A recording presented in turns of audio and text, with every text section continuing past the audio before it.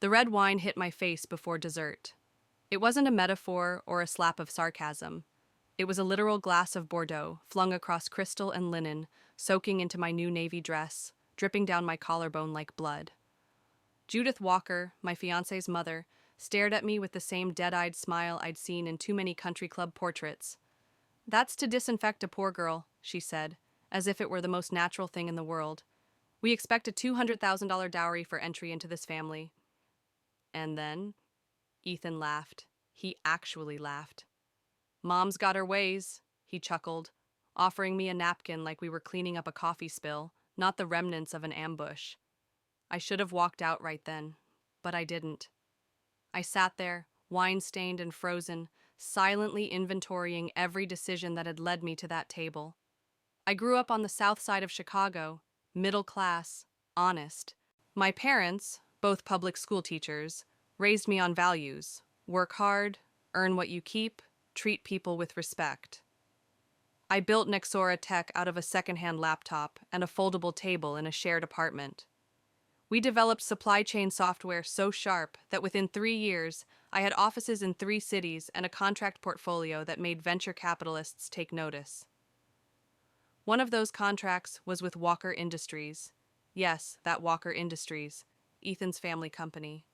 I had no idea the connection when we signed. I only dealt with their IT team. The irony? I was modernizing their outdated systems. I met Ethan at a fintech conference in Boston. He was smart, charming, sharp with numbers, and easy with praise. "You built this?" he'd asked after my panel. "From scratch?" "Brick by digital brick," I said. We were inseparable after that. He brought me coffee at 1 a.m., praised me at networking events, whispered that I was everything his world lacked: ambition without entitlement, brilliance without arrogance. When he proposed with a vintage emerald ring, I said yes in a heartbeat. I should have questioned why he'd never introduced me to his family until after the engagement. "Mom's traditional," he'd said the night before the dinner, "but she'll warm up. Just be yourself." Being myself got me a face full of wine and a backhanded ultimatum. After that moment, the rest of the evening was a blur of brittle smiles and double-edged questions. "Amanda, where did you attend school?" "University of Illinois." "Ah, not Ivy." "No, I had a scholarship." "Still admirable," she said, like patting a rescue dog on the head. She interrogated everything: my upbringing, my career, even my table manners. When I tried to steer the conversation toward our company's success with Walker Industries, she waved me off with a wine glass. "Let's not bore everyone with business, dear." I glanced at Ethan for support. He was focused on his roast beef, didn't say a word. By dessert, I was numb. Judith smiled sweetly and said, "Of course, business is business, but marriage is personal. You'll have the account number for the dowry by Monday." That night, in the silence of Ethan's BMW, I turned to him. "That was insane." "She's just particular," he said, like it was a charming quirk. "She did the same thing to my cousin's wife. Jennifer paid it. Everyone does." "Paid it? You're okay with this?" He shrugged. "You're doing well. It's not about the money. It's about tradition." My stomach turned. I'd spent the last 5 years earning everything I had, only to be told I now had to pay for love, with a wire transfer to a family trust. I didn't sleep that night. The next morning, the nightmare escalated. Judith called me directly. "My assistant will send the wire instructions shortly. We expect it within 30 days. Oh, and there's a few minor updates we'd like on the Walker platform. I've scheduled a meeting with your dev team next week." No, hello, no, are you okay? Just business. At the meeting, she arrived flanked by 2 execs, all blazers and fake warmth. "Let's explore some customizations, shall we?" she said, flipping through a presentation. Every bullet point was a demand: changes that would cost my team nearly $100,000 in time and resources. None of it was in the original contract. I tried to push back. "These requests go beyond scope. We'd need a new agreement and—" "Oh, Amanda," she said, her smile thin. "I'm sure you can manage." Ethan would be so disappointed if his fiancée couldn't accommodate. That wasn't a request. That was a warning. That night, Ethan called. Mom said the meeting went well. She's excited. Excited to exploit my team? You're being dramatic. It's a test. Show her you're serious. I am serious. About boundaries, about respect. He sighed. You're letting pride ruin something great. Just pay the dowry, handle the updates, and this all goes away. I stared at the phone after he hung up, pulse thudding. My company, my future, my dignity, all reduced to collateral in someone else's power play. 3 days later, the texts started coming in from an unknown number. Screenshots. One read, Ethan, she's still being difficult about the dowry. Judith, keep pressuring her. We have leverage. If she wants the wedding, she'll pay. Another, Ethan, what if she walks? Judith, then she's not walker material. Don't forget your trust fund clause. My hands trembled. This wasn't about tradition. This was strategic manipulation, a family playbook executed with surgical cruelty, and Ethan wasn't an innocent bystander. He was complicit. They weren't testing my love. They were testing my price. And that's when the temperature inside me dropped from humiliation to resolve. I'd fought my way through rejection letters, code crashes, bankruptcy threats, and VC boardrooms filled with smirking old men. I wasn't about to fold now. They thought I'd be intimidated, but they forgot who they were dealing with. If you've ever been underestimated after giving everything you had, type 1 in the comments. You are not alone.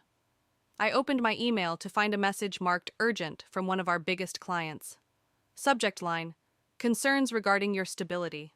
Harrington Corp., our second largest account, had heard disturbing things about our company's relationship with Walker Industries, rumors about internal conflicts, contractual disputes, and potential executive instability. The source? Unconfirmed. But we both knew. Judith Walker was whispering poison into boardrooms I hadn't even entered yet. I sat frozen at my desk, jaw clenched. It hadn't even been a week since the wine glass incident. I hadn't answered Ethan's texts. I hadn't replied to Judith's follow-ups, and now she was going after what mattered most to me, my company's reputation. I forwarded the email to my COO, Rachel, with a short note. Get on a call with Harrington.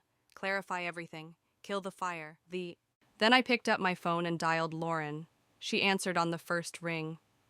I was about to text you. You okay? No, I said flatly. Do you remember your cousin, the one who works at that white shoe law firm in Boston? Haley? Sure. Ask her this. Has she ever heard of the Walker family demanding dowries from people marrying into them? There was a long pause. Wait, seriously? I'm dead serious. I'll call you back in 20. She called back in 15, and her voice was shaking. Sam, Haley says the Walkers are infamous. They've done this to at least 4 women over the past decade, and it doesn't stop after the dowry. They just shift the goalposts. What do you mean? One woman had to quit her job. Another had to move cross-country. Judith controls everything. Social calendar, charities, even pregnancies. You're not marrying into a family, Sam. You're buying into a dictatorship. I sank into my office chair, heartbeat in my throat. My gut had been screaming, but now my brain had the proof.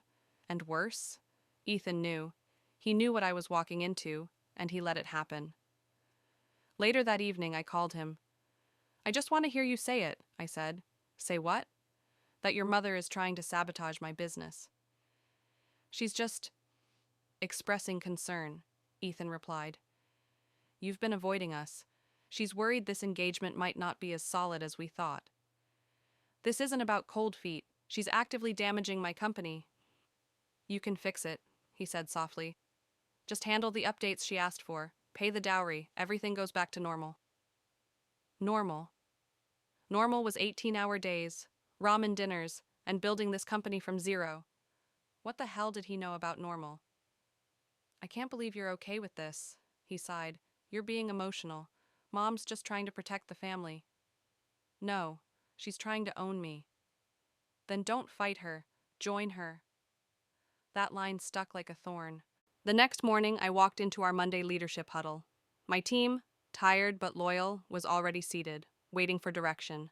I scanned the faces: Rachel, my operations hawk; James, our lead data analyst; Priya from sales. They looked up at me with the kind of belief that scared me, because I was on the verge of losing everything they'd helped me build. I tapped the whiteboard with a marker. "We're not rolling over." Heads snapped to attention. "I need you to reassign the Walker team," I told Rachel. "Limit all client-facing updates, no new dev work unless it's in writing, and no calls without me present." She raised an eyebrow. "Are we walking away?" "Not yet, but we're drawing a line." James leaned forward. "You think they'll retaliate?" "They already are." 3 days later, retaliation turned into a chess move. I was attending a startup founder panel at Northeastern when Derek Shaw, a former colleague turned competitor, cornered me after the Q&A. "Word is, you're in trouble," he said casually. "Walker Industries isn't happy. Must be hard losing such a prestigious account." I kept my smile tight. "We're handling it internally." "Of course you are," he smirked. "Funny thing, though, their procurement team reached out to us last week. Seems they're shopping around." I didn't respond. He leaned in closer. "No shame in being replaced, Sam. Happens to the best of us." I walked away without a word, but every step out of that building felt like walking through quicksand. That night, Ethan texted again. "Mom's losing patience. You've embarrassed the family. Just pay the dowry. I'll make sure she backs off the contract. Don't throw away what we have over pride." Pride? This wasn't pride. It was principle. I stared at the message, thumbs hovering over the keyboard. Then I deleted my draft and texted Lauren instead. "Do you still have Haley's number? I need to talk. Not just as a fiancé, as a CEO." What I had now wasn't just a betrayal. It was a potential legal case, contractual coercion cloaked in family drama. And I was done playing nice. The next morning, Haley confirmed what I feared.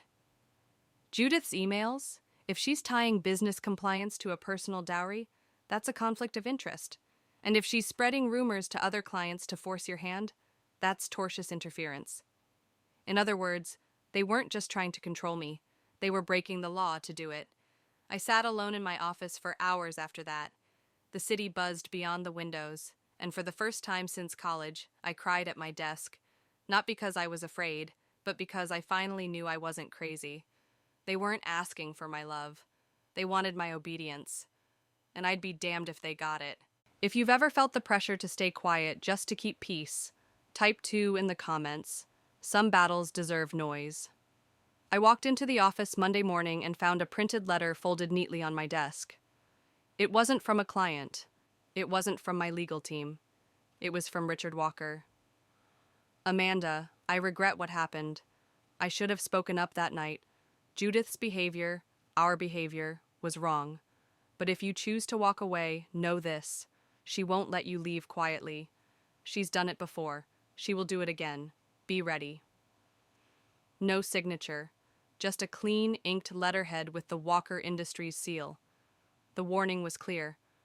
But it didn't scare me anymore, because what Judith didn't expect, what none of them expected, was that I didn't just build a company, I built a defense system, and I was about to use it. I started with Diana. She wasn't just a mentor. She had been my business ethics professor back at Illinois, a woman who tore apart unethical business models like they were Sudoku puzzles.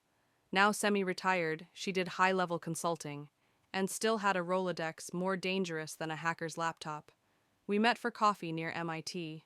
She listened to everything: the wine, the dowry, the coerced contract changes, the whispered threats. When I finished, she sipped her black coffee and said, "This isn't just personal vendetta, it's weaponized power, classic predator strategy, undermine confidence, disrupt operations, demand submission." "I want to fight back," I said. Her eyes twinkled. "Then we'll give them exactly what they never prepared for: documentation, exposure, and leverage."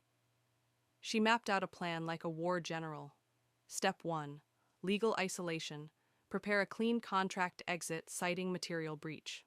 Step 2: whistleblow but smart. Gather evidence of Walker Industries' broader pattern. Step 3: business pivot. Stabilize by securing new clients before the fallout spreads. "Move fast," she warned. "Once they sense you're not afraid, they'll get sloppy." And then they'll get vindictive. I returned to the office and summoned James, my lead analyst. Dig into Walker Industries, everything, vendor patterns, legal filings, labor practices. Any skeletons? Find them. He looked hesitant. You're going after them? I'm protecting us. Big difference. 3 days later, he walked into my office, holding a thick binder. You're not going to like this, he said. Walker Industries had a history. Multiple sudden contract terminations, right after personal conflicts with company executives. 3 small vendors had mysteriously collapsed after disputes.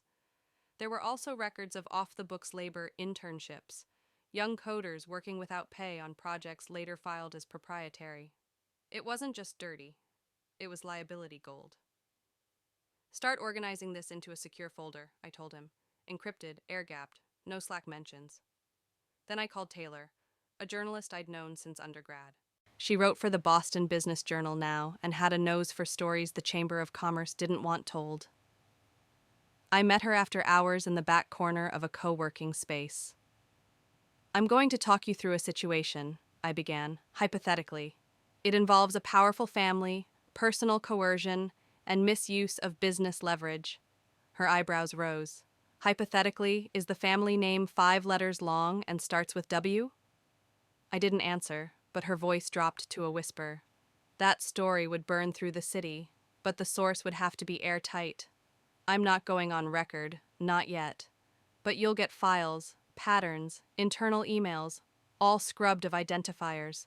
Just the architecture of abuse. She nodded slowly. Let me know when you're ready to burn the bridge. I'll be waiting. Meanwhile, I pivoted hard on the business front.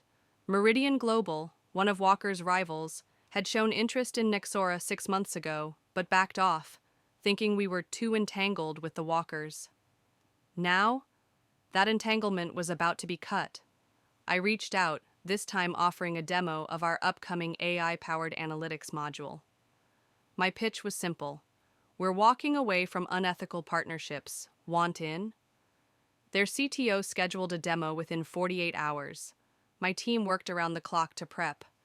At the same time, Rachel, our COO, began restructuring ops in case we lost 20% revenue overnight. I can delay bonuses, she said. Freeze new hires. We'll make it work. It hit me then. My team was already fighting. They just needed me to lead the war. And then the next ambush came. Judith called a family meeting. Not a business call. Not an engagement discussion. A full-scale family tribunal. We're gathering Saturday evening, she said. All Walkers will be present. Bring a decision. Bring the dowry. I stared at my phone, pulse flatlining. It wasn't a dinner. It was a final demand. I texted Ethan. I'll come, but not for the reasons you think. He replied, we just want peace. No, they wanted compliance. Saturday arrived, and the house was already humming when I got there. Judith had assembled her loyalists, Ethan's brother William, his docile wife Jennifer, Uncle George, and Aunt Patricia. All of them nodded politely, looked at me like a stray cat at a gallery event. Then Judith began. Amanda has shown reluctance to embrace our family's long-held traditions, she said, sipping white wine. So we felt it wise for her to hear from those who have succeeded. One by one, the spouses spoke. Jennifer, it's an investment in the future. Patricia, it proves loyalty. Margaret, it buys peace. But none of them looked happy. They looked robotic, tamed.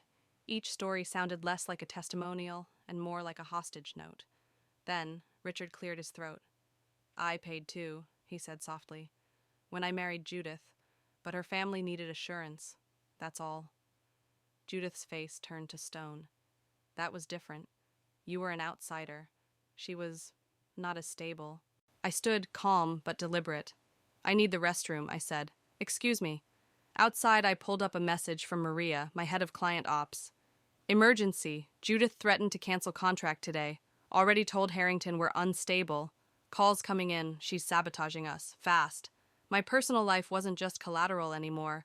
It was a weapon, aimed at my company's heart. If you've ever had to rebuild while someone tried to bury you, type 3. There's strength in fighting back. The email subject line was short and brutal.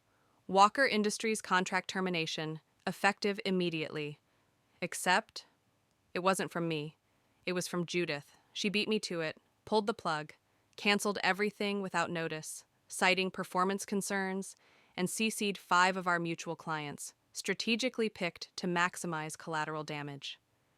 I sat there in my office, the silence deafening, as the weight of 5 years' work trembled on the edge of collapse.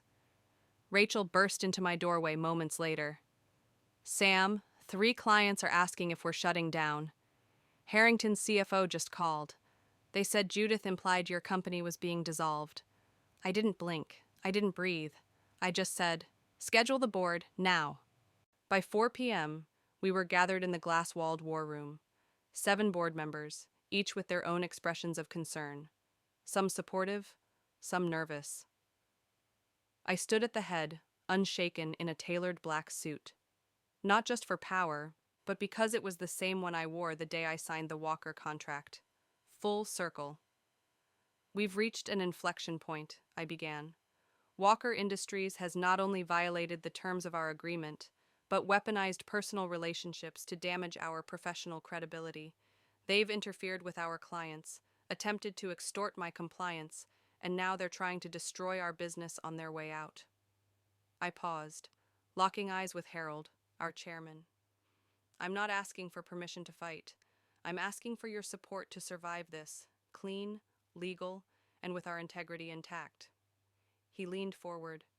"Do you have replacements lined up?" I nodded. "Meridian Global is ready to sign. Frost Technologies is next. We'll take a hit, but we'll recover, as long as we don't give in to their noise." There was a moment of tense silence. Then Harold spoke again. "You stood up to them. Now we'll stand with you." Unanimous vote, full backing. The next morning, I sent a formal letter to Judith Walker.